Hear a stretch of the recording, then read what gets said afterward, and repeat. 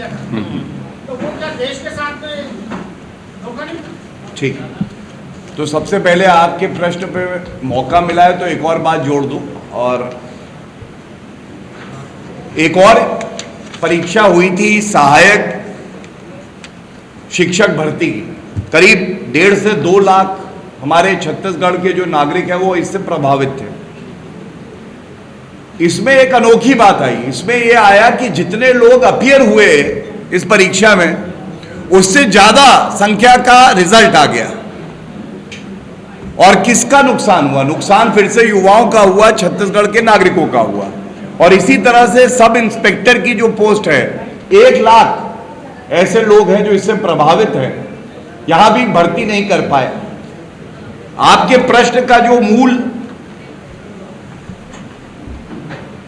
है वो ये है कि हमने वादा किया। मैं एक बात पूछूंगा, क्या ये सत्य नहीं है कि करीब 11 करोड़ टॉयलेट्स बनाए गए?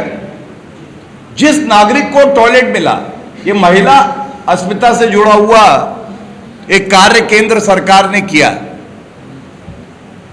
15 लाख में से कुछ राशि कम कर लीजिएगा, 27 लाख करोड़ रुपए डायरेक्ट बेनिफिट ट्रांसफर से जो विभिन्न स्कीम है वो लाभार्थियों के अकाउंट में गया, 27 लाख करोड़ रुपए। कुछ 15 लाख में से और कम कर लीजिएगा।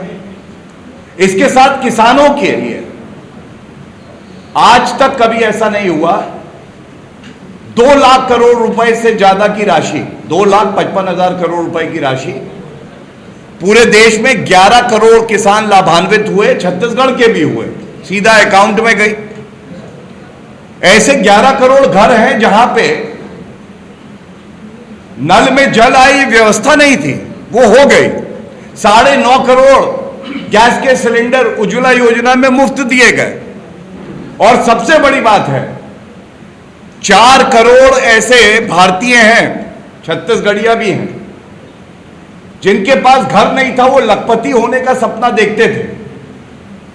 उस सपने को पूरा किया तो भाजपा की सरकार ने, हां, लेकिन भूपेश बघेल जी ने भी एक काम किया।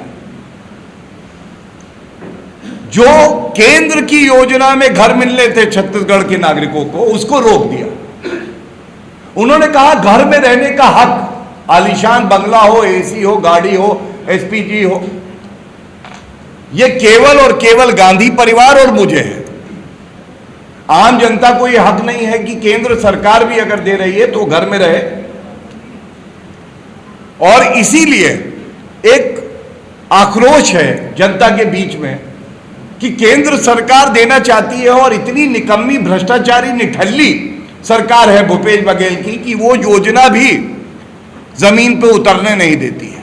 ये बड़ा चिंता का विषय है। मैं आपका धन्यवाद करता हूं कि आपने ये प्रश्न मुझसे पूछा।